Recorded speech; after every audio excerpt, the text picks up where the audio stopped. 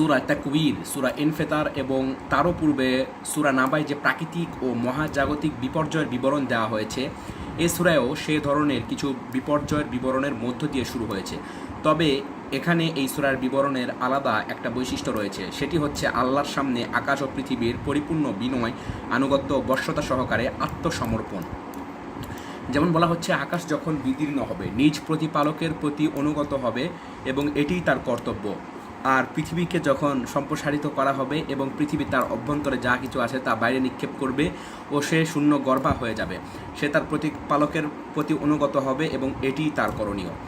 উপরোক্ত বিনয়, বৃদ্ধিত ও গুরু গম্ভীর প্রাথমিক অংশটি মানুষকে সম্বোধন করা, তার মনে তার প্রভুর প্রতি বিনয় ও আনুগত্য জাগ্রত করা, প্রতিপালকের নির্দেশ তাকে স্মরণ করিয়ে দেওয়া এবং আল্লাহ তাআলার কাছে তার প্রত্যাবর্তনের কথা স্মরণ করিয়ে দেওয়ার জন্য অনুভূতিকে যখন পরম আনুগত্য, বিনয় ও আত্মসমর্পণের প্রেরণা সৃষ্টি করে, তখন তার মনে একই সাথে আল্লাহর কাছে তার অনিবার্য প্রত্যাবর্তনের কথা স্মরণ করিয়ে দেওয়া হয়।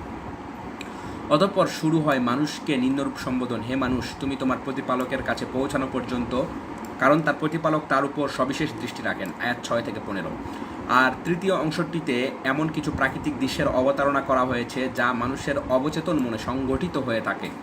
সেসব দৃশ্যের কিছু আভাস ইঙ্গিত মানুষ পেয়ে থাকে এবং তার এমন কিছু আলামত বা লক্ষণও থাকে যা সুপরিকল্পিত ও অদৃষ্ট নিয়ন্ত্রিত প্রতিক্রিয়া নির্দেশ করে। সেই সাথে এমন কিছু শপথ বাক্যও উচ্চারিত হয়েছে যা দ্বারা প্রতিভাত হয় কিছু অদৃশ্য, নিয়ন্ত্রিত ও খোদাই পরিকল্পনা সিদ্ধ পরিস্থিতি ও ঘটনাবলীর মধ্য দিয়ে মানুষ বিবর্তন ঘটে। সেসব পরিস্থিতি এড়িয়ে চলা বা তার থেকে অব্যাহতি লাভ করা তার পক্ষে সম্ভব হয় না। শপথ করি প্রভাতকালের, শপথ করি রাতের, এবং রাত যেসব জিনিসকে আচ্ছন্ন করে তার, আর শপথ করি চাঁদের যখন তা পূর্ণ চাঁদে পরিণত হয়। নিশ্চয়ই তোমরা ধাপে ধাপে আরোহণ করবে। আয়াত 16 থেকে 19। এরপর আসছে সূরার শেষাংশ। যারা ঈমান আনে না তাদের উপর বিস্ময় প্রকাশ করা হয়েছে। পূর্ববর্তী দুই অংশে তাদের প্রকৃত অবস্থা তুলে ধরা হয়েছে, আর প্রথম অংশে দেখানো হয়েছে তাদের পরিণতি ও বিশ্ব নিখিলের পরিসমাপ্তির দৃশ্য। আর এই বাস্তব অবস্থা তুলে ধরে বিস্ময় প্রকাশ করা হয়েছে যে তাদের কি হয়েছে, যে ঈমান আনে না এবং তাদের সামনে কোরআন পড়া হলে তারা সেজদা করে না। সবশেষে তাদের সেই সব অনিবার্য আপদ মুসিবতের কথা বলা হয়েছে যা কেবল আল্লাহ তাআলাই জানেন। তাদের অবধারিত পরিণতি সম্পর্কে সতর্কবাণী উচ্চারিত হয়েছে, যথা বরঞ্চ কাফেররা অবিশ্বাস করছে অথচ সৎকর্মশীলরা এর ব্যতিক্রম, তাদের জন্য রয়েছে অফুরন্ত শুভ প্রতিদান। আয়াত 22 থেকে 25। সূরা আল ইনশিকাক এমন একটি শান্ত ও নিরুত্তাপ সূরা যার প্রভাব হৃদয়ে খুব সূক্ষ্মভাবে বদ্ধমূল হয়, যার ইঙ্গিত ও নির্দেশনা গুরুগম্ভীর এবং তার এই বৈশিষ্ট্য এমনকি সেই সর্বব্যাপী মহাজাগতিক ও প্রাকৃতিক বিপর্যয় দৃশ্যাবলিতেও লক্ষণীয় হয়ে উঠেছে, যা সূরা আত-তাকবীরে একটা উত্তাল পরিবেশে পরিবেশিত হয়েছে।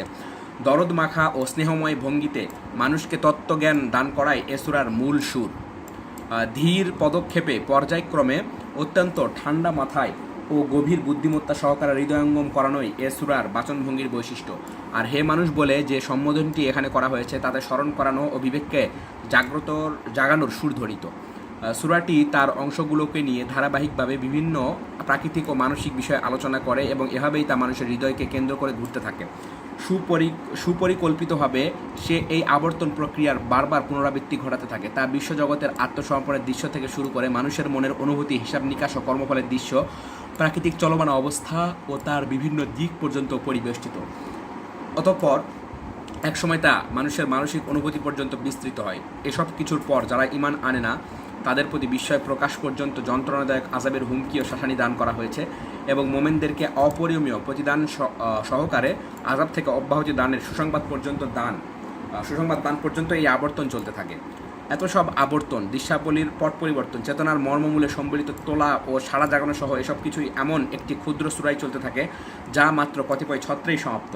এটা একমাত্র এই বিস্ময়কর গ্রন্থ ছাড়া আর কোথাও কল্পনা করা যায় না। বস্তুত অনেক বড় ও বিস্তৃত আলোচনায় এতগুলো কথা, এতগুলো লক্ষ্য ফুটিয়ে তোলা সম্ভব নয় এবং তাতে এত বলিষ্ঠতা ও প্রভাব সৃষ্টি হয় না। তবে কোরআনের কথাই আলাদা। এ কিতাব যে কোনো প্রসঙ্গকে সহজ ও প্রাঞ্জল ভাষায় পেশ করে এবং মানুষের মনকে প্রত্যক্ষভাবে খুবই কাছ থেকে সম্বোধন করে। এটা মহাজ্ঞানী ও সবজান্তা আল্লাহ তাআলারই বৈশিষ্ট্য। তাফসির: যখন আকাশ বিদীর্ণ হবে এবং সে স্বীয় প্রভুর নির্দেশ পালন করবে, বস্তুত এটাই তার করণীয়। আর যখন পৃথিবীকে সম্প্রসারিত করা হবে এবং তার গর্ভস্থ সব কিছু বের করে দিয়ে সে শূন্য গর্ভা হয়ে যাবে, আর সে স্বীয় প্রভুর অনুগত হবে এবং এটাই তার জন্য যথোচিত। আকাশের বিদীর্ণ হওয়া সংক্রান্ত আলোচনা পরবর্তী সূরায়ও এসেছে। এখানে যে বিষয়টি নতুন এসেছে তা হলো স্বীয় মনোবের প্রতি আকাশের অনুগত হওয়া, সেটাই তার কর্তব্য বলে ঘোষিত হওয়া, তার বশ্যতা স্বীকার ও নিজ কর্তব্য পালনের জন্য তার বিনয়াবত হওয়া। আকাশের স্বীয় প্রতিপালকের অনুগত হওয়ার অর্থ এখানে আল্লাহর কাছে তার আত্মসমর্পণ ও তার আদেশক্রমে বিদীর্ণ হয়ে যাওয়া। হুক্কত শব্দের অর্থ হলো এটাই তার যথার্থ কর্তব্য ও দায়িত্ব, এটাই নিজের কর্তব্য হিসাবে তার স্বীকৃতি দান এবং তার বিনয় ও আনুগত্যেরই অংশ, কেননা এটা তার প্রতি অর্পিত দায়িত্ব। কিয়ামতের কিছু খণ্ডচিত্র পৃথিবীতে প্রসারিত করার ব্যাপারটা একটু অভিনব ও নতুন। এর দ্বারা পৃথিবীর আকৃতির হ্রাস বৃদ্ধিও বোঝানো হয়ে থাকতে পারে। আল্লাহ যেসব ফেরেশতা পৃথিবীকে পরিচালনা ও শাসন করত এবং তাকে তার বর্তমান ও সবশেষ আকৃতিতে সংরক্ষণ করতো, তাদের পরিবর্তনের কারণে এটা ঘটে থাকতে পারে। অনেকে বলে এর আকৃতি বল বা ডিমের নেই। বাক্যটি স্বাভাবিক অভিব্যক্তি থেকে প্রতিভাত হয় যে পৃথিবীর এই পরিবর্তনটি স্বয়ংক্রিয়ভাবে নয়, বরং কোনো মহান শক্তিধরের আদেশের ভিত্তিতে সংঘটিত হবে। আর এই কারণেই হয়তো এটি কর্মকারক মাজহুল ক্রিয়াপদ দ্বারা ব্যক্ত করা হয়েছে, মুদ্দাত অর্থাৎ যা প্রসারিত হবে এবং সে নিজের ভেতরে যা কিছু আছে নিক্ষেপ করবে। এ বাক্য দ্বারা প্রতীয়মান হচ্ছে যেন পৃথিবীটা একটা জীবন্ত প্রাণী যা নিজের ভেতরকার সব কিছু ছুঁড়ে ফেলতে ও খালি হয়ে যেতে পারে। পৃথিবীর ভিতর অনেক কিছুই থাকে, আল্লাহর অগণিত সৃষ্টি সেখানে রয়েছে, যা কত প্রজন্ম ভূপৃষ্ঠের স্তরে স্তরে জমা হয়েছে এবং তা ছিল আল্লাহ তাআলা ছাড়া আর কেউ জানে না। ভূগর্ভে সঞ্চিত বহু রকমের ধাতু, পানি ও অজানা সৃষ্টি রয়েছে, যার হদিস স্বয়ং স্রষ্টা ছাড়া আর কেউ জানে না। জীব ও জ্বর নির্বিশেষে এসব জিনিসকে পৃথিবী হাজার হাজার বছর ধরে প্রজন্মের পর প্রজন্ম ধরে আপন উদরে ধারণ করে রেখেছে। অবশেষে সেই দিনটিও সমাগত হলে এগুলোকে সে ছুঁড়ে ফেলবে। সে নিজের মনিবের অনুগত হয়েছে, অর্থাৎ আকাশের ন্যায় পৃথিবীও আপন প্রতিপালকের আনুগত্য মেনে নিয়েছে এবং সেটা তার কর্তব্যও বটে। সে তার আদেশ শিরোধার্য করে সবিনয়ে কার্যকারীও করেছে এবং স্বীকারও করেছে যে এটা তার দায়িত্ব কর্তব্য এবং সে আল্লাহর অনুগত। এই আয়াতগুলো বক্তব্য থেকে প্রতীয়মান হয় যেন আকাশ ও পৃথিবী কোনো জীবন্ত প্রাণী যারা আদেশ শোনে তাৎক্ষণিকভাবে তা বাস্তবায়ন করে। যদিও এই দৃশ্যটি কিয়ামতের দিনে সর্বগ্রাসী প্রাকৃতিক বিপর্যয়ের দৃশ্যেই অন্তর্ভুক্ত, তথাপি এ সূরায় তা অত্যন্ত শান্ত, স্থির, অচঞ্চল ও গুরুগম্ভীর। আর এ ব্যাপারে যে অনুভূতি জন্মে তা হলো এই যে আকাশ ও পৃথিবী উভয়ে যে আনুগত্য প্রকাশ করবে তা হবে একেবারেই শর্তহীন, অত্যন্ত বিনয়াবত এবং স্বেচ্ছাপ্রণোদিত। কোনোরূপ দ্বিধা, সংকোচ ও অবাধ্যতার লেশমাত্র পরিদিষ্ট হবে না। এহেন বিনয়াবত ও স্বেচ্ছাপ্রণোদিত আনুগত্যের পরিবেশে ঊর্ধ্বজগৎ থেকে যখন মানুষকে সম্বোধন করা হলো যে হে মানুষ, তুমি তোমার প্রতিপালকের দিকেই এগিয়ে যাচ্ছ আর অচিরেই তুমি তার সাক্ষাৎ পাবে, তখনও আকাশ ও পৃথিবী আপন প্রতিপালকের কাছে মাথা নুইয়ে রয়েছে। হে মানুষ, যাকে তার প্রভু পরম অনুগ্রহ ও মহানুভবতা সহকারে সৃষ্টি করেছেন, তাকে মানুষ বানিয়ে সম্মানিত করেছেন। সমগ্র বিশ্বে শুধু এই মানুষেরই এমন বৈশিষ্ট্য রয়েছে যার কারণে তার আপন স্রষ্টাকে সবচেয়ে ভালো জানার কথা। আকাশ ও পৃথিবীর চেয়েও তার আদেশে তারই বেশি অনুগত থাকার কথা, কেননা তিনি তাকে ভালো মন্দ যাচাইয়ের যোগ্যতা ও তার যে কোনো একটি গ্রহণের স্বাধীনতা দিয়েছেন। আল্লাহর সাথে যোগাযোগ ও সম্পর্ক করার যোগ্যতা দিয়েছেন। এক কথায় জীবজগতের ভেতরে তাকেই একমাত্র পূর্ণাঙ্গ সৃষ্টিতে পরিণত করেছেন। আর এই পূর্ণতা ও শ্রেষ্ঠত্বের পরিধি অত্যন্ত ব্যাপক, সুদূর প্রসারী এবং এর উচ্চতা গগনচুম্বী। হে মানুষ, পরিক্রম করে তুমি তোমার প্রতিপালকের দিকেই এগিয়ে যাচ্ছ, অতঃপর অচিরেই তুমি তার সাক্ষাৎ পাবে। অর্থাৎ হে মানুষ, তুমি পৃথিবীতে কঠোর পরিশ্রমের মধ্য দিয়ে নিজের আয়ুষ্কাল কাটিয়ে দিচ্ছ। তুমি তোমার জীবনযাপনের পথ তৈরি করে নিচ্ছ যাতে করে শেষ পর্যন্ত তুমি তার কাছে পৌঁছাতে পারো। বস্তুত যাবতীয় চেষ্টা সাধনা কেবল তার কাছে পৌঁছার লক্ষ্যেই চালাতে হবে। হে মানুষ, তুমি নিজের জীবিকা উপার্জনের ব্যাপারে কঠোর পরিশ্রম করতে বাধ্য। এই পৃথিবীতে পরিশ্রম ছাড়া জীবিকা উপার্জন করা সম্ভব নয়। দৈহিক না হোক, মানসিক বা চিন্তাগত বা চেতনাগত বা আদর্শগত শ্রম এখানে দিতেই হবে। এই শ্রমে যে লাভবান ও সফল হবে এবং যে বঞ্চিত হবে তারা উভয় সমান, পার্থক্য শুধু শ্রমের গুণগত মানে। মূল শ্রমের বিষয়টি মানব জীবনে চিরদিনই আছে ও থাকবে। সবশেষে আল্লাহর দিকে প্রত্যাবর্তনের ক্ষেত্রেও সবাই সমান। হে মানুষ, তুমি পৃথিবীতে কখনো বিশ্রাম ও অবসর পাবে না। বিশ্রামের স্থান তো এটা নয়, আখেরাত। আল্লাহর আনুগত্য তার কাছে আত্মসমর্পণের মাধ্যমে যদি কেউ সেখানে অগ্রিম কিছু নেক আমল পাঠিয়ে দেয়, তবে সে সেখানে গিয়ে বিশ্রাম ও শান্তি লাভ করবে। পৃথিবীর জীবনে শ্রম ও চেষ্টা সাধনা একই, তবে তার গুণ ও স্বাদ ভিন্ন এবং আল্লাহর কাছে পৌঁছার পর তার ফলাফল বিভিন্ন রকমের হবে। কেউ কেউ সেখানে এমন জীবন লাভ করবে যাতে শ্রম থাকবে, তবে পার্থিব শ্রমের চেয়ে কম। আবার কেউ এমন সুখ লাভ করবে যে তার সমস্ত শ্রমের কষ্ট ও গ্লানি ধুয়ে মুছে দেবে এবং তার মনে হবে যেন কোনোদিন সে কোনো কষ্টই পায়নি। হে মানুষ, যাকে মানবীয় গুণ বৈশিষ্ট্য দিয়ে অন্যান্য প্রাণী থেকে পৃথক করা হয়েছে, তোমাকে আল্লাহ তাআলা যে বৈশিষ্ট্য শ্রেষ্ঠতা দান করেছেন তার সাথে সামঞ্জস্যশীল নীতি অবলম্বন করো। আল্লাহর সাথে যখন তোমার সাক্ষাৎ হবে তখন যাতে তোমার শ্রান্তি ও ক্লান্তি নিজের সুখ শান্তিতে রূপান্তরিত হয় সে পথ অবলম্বন করো। আমলনামা দেওয়ার দুটি পন্থা, উপরোক্ত সম্বোধনে এই বক্তব্য সুপ্ত রয়েছে। তাই চেষ্টা সাধনাকারীরা যখন তাদের পথের শেষ প্রান্তে পৌঁছাবে তখন তারা যথাযথ পরিত্রাণ লাভ করবে এবং শ্রম ও সাধনার পর প্রতিপালকের সাথে মিলিত হবে। তাই প্রত্যেকেরই উচিত এমন কাজ করা যাতে তার মালিক তার আমলনামা দেখে খুশি হন। তাই তো বলা হয়েছে যার আমলনামা তার ডান হাতে দেওয়া হবে তার হিসাব একান্ত সহজভাবেই গ্রহণ করা হবে। পক্ষান্তরে যে ব্যক্তিকে তার আমলনামা পেছন দিক থেকে দেওয়া হবে, যাকে আমলনামা ডান হাতে দেওয়া হবে, সে সৌভাগ্যশালী এবং তার উপর আল্লাহ তাআলা সন্তুষ্ট। সেই ব্যক্তি হচ্ছে ঈমান আনয়নকারী ও সৎকর্মশীল। আল্লাহ তাআলা তার উপর খুশি এবং তার জন্য মুক্তির সিদ্ধান্ত লিখে দিয়েছেন এবং তার হিসাব নিকাশ হালকা ও সহজ হবে। খুঁটিনাটি হিসাব নেওয়া হবে না এবং তার কাছ থেকে কড়া হিসাব নেওয়া হবে না। বিভিন্ন হাদিসে এই বিষয়টি সুস্পষ্ট করে বলে দেওয়া হয়েছে। হযরত আয়েশা রাদিয়াল্লাহু বলেন, রাসূলুল্লাহ সাল্লাল্লাহু আলাইহি ওয়াসাল্লাম বলেছেন যে যার পুঙ্খানুপুঙ্খ হিসাব নেওয়া হবে সে আযাবে ভুগবে। আমি বললাম, আল্লাহ তাআলা কি একথা বলেননি যে তার হিসাব সহজ করা হবে? রাসূলুল্লাহ সাল্লাল্লাহু আলাইহি ওয়াসাল্লাম বললেন, ওটা কোনো হিসাব নয়, ওটা কেবল উপস্থাপন করা। কিয়ামতের দিন যার হিসাব নিরীক্ষণ করা হবে সে আযাব এড়াতে পারবে না। বুখারী, মুসলিম, তিরমিজি, নাসাই। আয়েশা রাদিয়াল্লাহু থেকে আরও বর্ণিত আছে, রাসূলুল্লাহ সাল্লাল্লাহু আলাইহি ওয়াসাল্লামকে কোনো নামাজে বলতে শুনেছি, হে আল্লাহ তাআলা, আমার কাছ থেকে সহজ হিসাব নিও। নামাজ শেষে আমি জিজ্ঞাসা করলাম, ইয়া রাসূলুল্লাহ, সহজ হিসাব বলতে কি বোঝায়? রাসূলুল্লাহ সাল্লাল্লাহু আলাইহি ওয়াসাল্লাম বললেন, আল্লাহ তাআলা কারো আমলনামার উপর কেবল একটু নজর বুলালেন, তারপর ভুল ত্রুটি উপেক্ষা করলেন, এটাই সহজ হিসাব। আচ্ছা, ওহে আয়েশা, যার হিসাব কড়াকড়িভাবে নেওয়া হবে তার সর্বনাশ হয়ে যাবে। আহমদ। এই হলো ডান হাতে আমলনামা প্রাপ্তদের সহজ হিসাব। এরপর সে মুক্তি পাবে এবং আপন পরিজনের কাছে আনন্দ চিত্তে ফিরে যাবে, অর্থাৎ তার যেসব আপনজন মুক্তি পেয়ে আগেই বেহেশতে প্রবেশ করেছে তাদের কাছে ফিরে যাবে। এই বক্তব্য দ্বারা বোঝা যায় যে ঈমান ও সৎকর্মশীলতার দিক থেকে যারা একই গোষ্ঠীভুক্ত তারা বেহেশতে মিলিত হবে। আত্মীয় স্বজন ও প্রিয়জনদের ব্যাপারটাও তদ্রূপ। এখানে যে দৃশ্যটি তুলে ধরা হয়েছে তা হলো হিসাব নিকাশের পর মুক্তিপ্রাপ্ত ব্যক্তি এমন প্রিয়জনদের সাথে মিলিত হবে যারা কড়া হিসাবের সমস্যা সংকুল স্তর পার হয়ে জান্নাতে যাবে। এ সময় সে কি আনন্দ ও উল্লাস প্রকাশ করবে তার বর্ণনা দেওয়া হয়েছে। মুক্তিপ্রাপ্ত এই ব্যক্তির অবস্থা সেই ব্যক্তির অবস্থার ঠিক বিপরীত হবে যাকে তার কুকর্মের জন্য গ্রেফতার ও শাস্তি দিয়ে চরম বিপর্যয়ের মুখে ঠেলে দেওয়া হবে। তাকে তার অনিচ্ছা সত্ত্বেও তার আমলনামা দেওয়া হবে। যাকে পিছন দিক থেকে আমলনামা দেওয়া হবে সে মৃত্যুকে ডাকবে এবং ডাকতে ডাকতে গিয়ে জ্বলন্ত আগুনে পড়বে।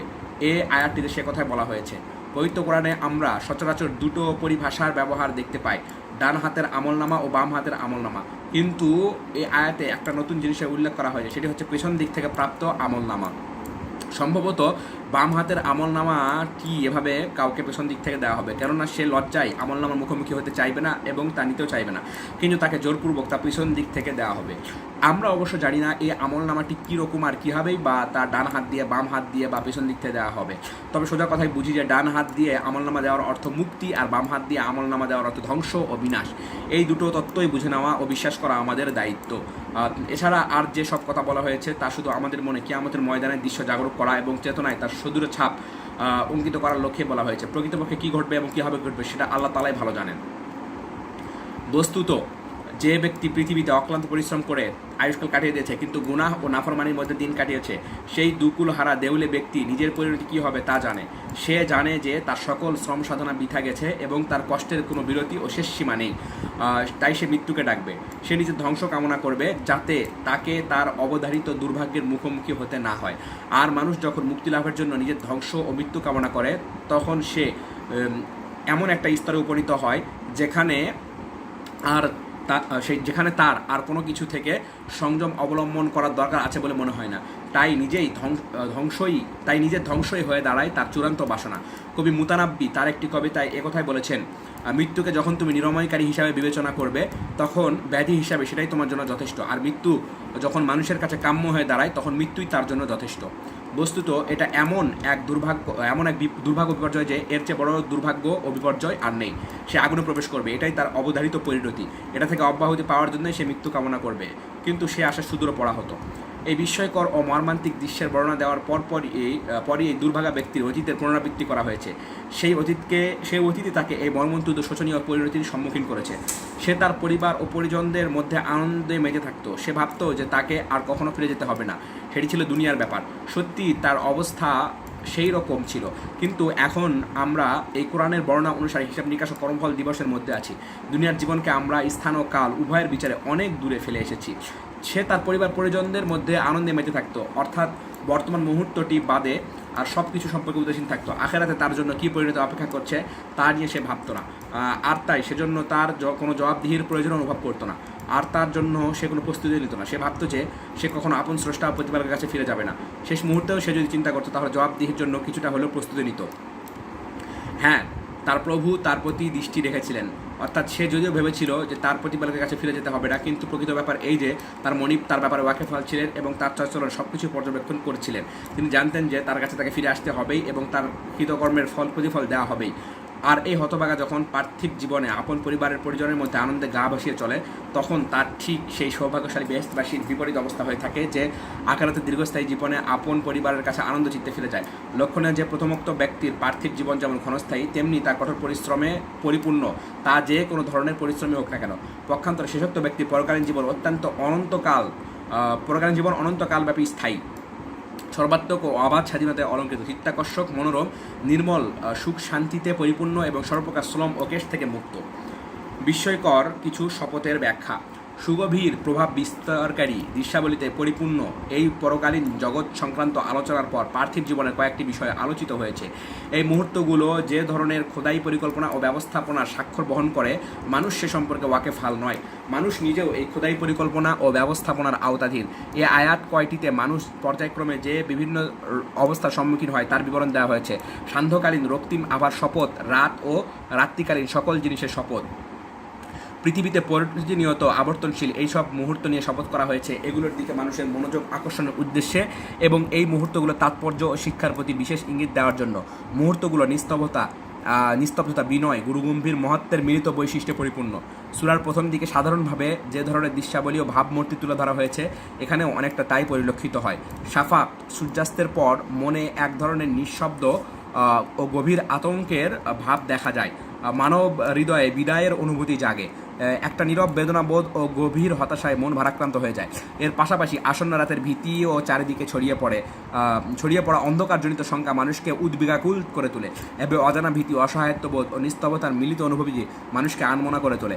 রাত ও রাতের মধ্যে নিহিত যাবতীয় জিনিসের শপথ, অর্থাৎ রাত্রিকালে যা কিছু ঘটে, যা কিছু সঞ্চিত ও পুঞ্জীভূত হয়, এখানে যা কিছু শব্দটি ব্যাপক অর্থবোধক শব্দ, এর সীমা সংখ্যা বা রকম ফের অজানা। এতে এক ধরনের সংখ্যাবোধ বিদ্যমান। রাত্রিকালে অনেক কিছুই পুঞ্জীভূত হয়ে থাকে।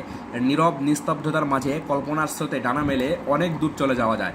রাতের আধারে পুঞ্জীভূত অনেক জিনিস, অনেক প্রাণী, অনেক ঘটনা এবং অনেক আবেগ অনুভূতির সন্ধান পাওয়া যায়। এই সময় অনেক গোপন ও প্রকাশ্য জগতের দৃশ্যমান ও অদৃশ্যমান অনেক জিনিসের এবং হৃদয়ের গভীরে লুকানো অনেক ধ্যান ধারণার সন্ধান মিলে।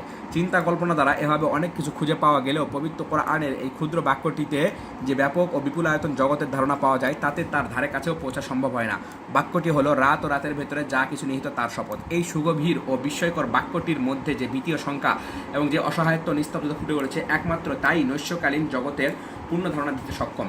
আর নিস্তব্ধতা ও শঙ্কাবোধ সান্ধ্যকালীন রক্তিম আভার সাথে পূর্ণ সামঞ্জস্যশীল। চাঁদের শপথ যখন তা পূর্ণাঙ্গ হয়, এখানেও ফুটে তোলা হয়েছে যে একটা শান্ত, স্নিগ্ধ, চমকপ্রদ ও মায়াবী দৃশ্য। সেই দৃশ্যটি হলো শুক্লপক্ষের রাতগুলোর বিকাশমান চাঁদ। এ সময় সে পৃথিবীতে বিকরণ করে তার শান্তস্নিগ্ধ আলো, যা মানুষকে গাম্ভীর্যপূর্ণ নীরবতা এবং বাস্তব জগতে ও সুপ্ত চেতনার জগতে দীর্ঘ ভ্রমণে উদ্দীপিত করে। এটি এমন এক পরিবেশ যার সাথে গোপন যোগাযোগ রয়েছে অস্তরাগের, রজনীর এবং রজনীর ভিতরে নিহিত সবকিছুর মহত্ব ও গাম্ভীর্যে, বিনয়ে, নীরবতায়, জ্যোৎস্নার সাথে এই পরিবেশ রাত ও রাতের যাবতীয় বস্তুর সাথে একত্রিত হয়। এই চমকপ্রদ, স্নিগ্ধ, সুন্দর, গাম্ভীর্যপূর্ণ, ভীতিপদ ও চেতনা সঞ্চারী প্রাকৃতিক মুহূর্তগুলোকে কোরআন ক্ষিপ্রতার সাথে আত্মগত করে এবং এগুলোর মাধ্যমে মানুষের মনকে আবেদন জানায়। কেননা মানুষের মন এই প্রাকৃতিক আবেদনকে ভুলে যায়। এই মুহূর্তগুলোর নাম নিয়ে কোরআন শপথ করে, যাতে করে তার বিবেক ও আবেগে উজ্জ্বল ও সচ্ছল হয়ে ওঠে, যাতে তার অন্তর্নিহিত সৌন্দর্য, সুষমা জীবনশক্তি, প্রভাব ও প্রেরণা উজ্জীবিত হয় এবং যাতে তা গোটা বিশ্বের উপর কর্তৃত্বশীল হয়। সর্বোপরি তার প্রতিটি তৎপরতার পরিকল্পনাকারী এবং তার প্রতিটি অবস্থা এবং অচেতন ও উদাসীন মানবজাতির সকল অবস্থার পরিবর্তন নিয়ন্ত্রণকারী মহান সত্তার নিদর্শনগুলো যাতে দৃষ্টিগ্রাহ্য ও লক্ষণীয় হয়। তোমরা অবশ্যই দুনিয়ার একটি স্তর অতিক্রম করে মৃত্যুর আরেকটি স্তরের দিকে এগিয়ে যাবে, অর্থাৎ নানা রকমের অবস্থার পরিবর্তনজনিত কষ্ট তোমাদেরকে ভোগ করতে হবে। আল্লাহর পক্ষ থেকে নির্ধারিত ও পরিকল্পিত সব রকমের অবস্থা ও ভাগ্য মেনে নিতে হবে। বাক্যে ব্যবহৃত শব্দ দ্বারা পরিস্থিতি আবর্তন ও বিবর্তনজনিত সুবিধা অসুবিধা ভোগ করাকে বোঝানো হয়েছে। আরবিতে এ ধরনের পরিভাষার প্রচলন রয়েছে, যেমন বলা হয়ে থাকে, উপায়হীন মানুষ খুব কঠিন পরিস্থিতির উপর চড়াও হয়। আচ্ছা, অর্থাৎ পরিস্থিতির প্রতিটি চড়াই উতরাই ও আবর্তন বিবর্তন যেন একটা যানবাহন, যার উপর মানুষ ক্রমাগত আরোহণ করতে থাকে। আর এসব অবস্থা তাকে অদৃষ্টের ফয়সালা ও নির্দেশ অনুসারে রাজপথ ধরে গন্তব্যের দিকে টেনে নিয়ে যায়। এভাবে তাকে প্রতিটি স্তরের মোড়ে নিয়ে পৌঁছে দেয়। এ ধরনের প্রতিটি চড়াই উতরাই, প্রতিটি মোড় পরিবর্তন আল্লাহ নির্ধারিত ও পরিকল্পিত। যেমন অস্তরাগ, রাত, চাঁদ প্রভৃতি পরিবর্তনশীল প্রাকৃতিক অবস্থা ও বস্তু আল্লাহর নির্ধারিত বিধি অনুসারে চলতে থাকে এবং মানুষকে তার জীবনের শেষ প্রান্তে নিয়ে আল্লাহ সান্নিধ্য পর্যন্ত পৌঁছে দেয়। পরবর্তী পর্যায়ে এ বিষয়ে আলোচনা করা হয়েছে। বস্তুত এ সূরাটির বিভিন্ন প্যারায় যে সুষমা মণ্ডিত আবর্তন বিবর্তন, এক তত্ত্ব থেকে আরেক তত্ত্বে এবং এক অবস্থা থেকে আরেক অবস্থায় নিঃশব্দে স্থানান্তরের বিষয়ে উল্লেখ করা হয়েছে, তা আসলে কোরআনের নজিরবিহীন বৈশিষ্ট্যসমূহের অন্যতম। উপরোল্লেখিত দৃশ্যাবলী পরিবর্তনসমূহ ও বিশেষ মুহূর্তগুলোর আলোকেই এক শ্রেণীর লোকের ঈমান না আনার উপর বিস্ময় প্রকাশ করা হয়েছে, কেননা তাদের সামনে তাদের দেহ ও মনের অভ্যন্তরে বিশ্ব প্রকৃতিতে এত বিপুল সংখ্যক ঈমানোদ্দীপক নির্দেশনা বিদ্যমান যে সে এসবের উপস্থিতিতে যে কোনো মানুষের ঈমান না আনার কোনো কারণ থাকতেই পারে না। অতএব তাদের কি হলো? তারা ঈমান আনে না। তাদের সামনে কোরআন পড়া হলে কেন তারা সেজদা করে না? তাই তো তাদের ঈমান না আনার মতো এমন কি ঘটলো? বস্তুত মানুষের মনে বিশ্ব প্রকৃতির প্রতিটি মুহূর্তে ও প্রতিটি কোণে এমন ঈমানোদ্দীপক নির্দেশনাবলী বিদ্যমান রয়েছে যা মানুষের মনকে আলোড়িত উদ্বুদ্ধ করে। এসব নিদর্শন এত বিপুল সংখ্যক, এত গম্ভীর, এত শক্তিশালী এবং বাস্তবতার দাঁড়িপাল্লায় এত ভারী যে মানুষের মন যদি এগুলোকে উপেক্ষা করতেও চায় তথাপি তাকে চারদিক থেকে ঘেরাও করে ফেলে। এসব নিদর্শন মানুষের হৃদয় ও কানকে ক্রমাগত আহ্বান জানাতেও নিজেদের দিকে আকৃষ্ট করতে থাকে। তাদের কি হলো যে তারা ঈমান আনে না? তাদের সামনে কোরআন পড়া হলে কেন তারা সেজদা করে না? বস্তুত কোরআন প্রকৃতির ভাষায় মানুষকে আহ্বান জানায়। প্রকৃতিতে ও প্রাণী সত্তায় ঈমানোদ্দীপক যেসব আলামত ও নিদর্শন রয়েছে সেগুলোকে তার মনোমগজের সামনে উন্মুক্ত করে দেয় এবং সেজদার আকারে ক্ষুধাভীতি, বিনয়, একাগ্রতা ও মহান স্রষ্টা আনুগত্য এই হৃদয়ে জাগ্রত ও উদ্দীলিত করে। এই বিশ্বজগৎ শুধু যে অপরূপ সৌন্দর্য মণ্ডিত তাই নয়, বরং তার দিক নির্দেশনামূলক সংকেত দেয়। এতে এমন ঈমানোদ্দীপক জিনিসও রয়েছে যা মানুষের মনকে এই সুন্দর বিশ্ব নিখিল ও তার মহান স্রষ্টার সাথে সম্মিলিত করতে পারে এবং তার হৃদয়ে সৃষ্টির সেই মহাসত্য প্রবিষ্ট করে যা মহান সত্তাকে বিরাট বাস্তবতা হিসাবে প্রতিষ্ঠিত করে। এজন্যই এই প্রশ্ন তোলা হয়েছে, তাদের কি হলো যে ঈমান আনে না, আর তাদের সামনে কোরআন পড়া হলে কেন তারা সেজদা করে না? বস্তুত এটা একটা খুবই বিস্ময়কর ব্যাপার। এখান থেকে কাফেরদের অবস্থা ও তাদের অনিবার্য পরিণতির বিবরণ দেওয়া শুরু হয়েছে। বরং কাফেররা মিথ্যা সাব্যস্ত করে, অথচ তারা যা আমলনামে জমা করেছে সে সম্পর্কে আল্লাহ তাআলা ভালোভাবেই জানেন। অতএব তাদের যন্ত্রণাদায়ক শাস্তির সুসংবাদ দাও। অর্থাৎ সব কিছুকে সর্বতভাবে মিথ্যা প্রতিপন্ন করে, অস্বীকার করে। সত্যকে মিথ্যা সাব্যস্ত করা, অস্বীকার করে তাদের স্বভাব, অভ্যাস ও জন্মগত রীতি। অথচ তাদের মনে কি লুকানো আছে তা আল্লাহ তাআলাই ভালো জানেন। কোনো কুধারণা, কুমতলব ও কুপ্ররোচনার কারণে তারা এভাবে অস্বীকৃতিতে উদ্বুদ্ধ হচ্ছে, তাও আল্লাহ তাআলাই ভালো জানেন। এখানে তাদের প্রসঙ্গ বাদ দিয়ে আল্লাহ তাআলা স্বীয় রাসূলের সাথে কথা বলেছেন। অতএব তাদের যন্ত্রণাদায়ক শাস্তির সুসংবাদ দিয়ে দাও। এমন সুসংবাদ তাদের জন্য রয়েছে যা শুনে কেউ খুশি হয় না, আর কোনো সংবাদদাতার কাছ থেকে তা শুনতে কেউ পচেও থাকে না। এখানে সুসংবাদ বলে মূলত তাদেরকে ব্যঙ্গ করা হয়েছে এবং উপহাস করা হয়েছে সেসব অপরিণামদর্শী পাপিষ্ঠদের। একই সাথে মোমেনদের জন্য কী প্রতিদান অপেক্ষা করছে তাও তুলে ধরা হয়েছে। তারা সত্যকে মিথ্যা প্রতিপন্ন করে না এবং অস্বীকার করে না। তারা যে ঈমানের দাওয়াত লাভ করেন সৎকর্ম দ্বারা তাকে স্বাগত জানান। আলোচনার ধারায় এটি ইস্তেসনা বা ব্যতিক্রম বোধক বাক্য হিসাবে এসেছে, অর্থাৎ অবিশ্বাসীদের পরিণতি থেকে এটা আলাদা এবং তার বিপরীত। তবে মোমেন ও সৎকর্মশীলদের কথা স্বতন্ত্র, তাদের জন্য রয়েছে অপরোধ পুরস্কার। আরবি ভাষায় একে ইস্তেসনা মুনকাতিয়া বলা হয়, অর্থাৎ সৎকর্মশীল মোমেনরা প্রথমে সে কালো সুসংবাদের আওতাধীন ছিলেন না এবং এখনও নেই, পরে তাদেরকে ব্যতিক্রমী বলে চিহ্নিত করা হয়েছে। অবশ্য এ ধরনের বাক্যরীতিতে যে জিনিসটি ব্যতিক্রমী বলে চিহ্নিত করা হয় তার ব্যাপারে বিশেষ গুরুত্ব দিয়ে সতর্ক করা হয়ে থাকে। অপরন্ত পুরস্কার অর্থ হচ্ছে আখিরাতের অন্তহীন এবং অন্তকালব্যাপী পুরস্কার। এই সংক্ষিপ্ত চূড়ান্ত বক্তব্য দিয়ে আলোচ্য ক্ষুদ্র সূরাটি সমাপ্ত হলো, যা প্রাকৃতিক জগতে ও মানবীয় বিবেক বুদ্ধিতে সুদূরপ্রসারী প্রভাব সৃষ্টি করতে পারে।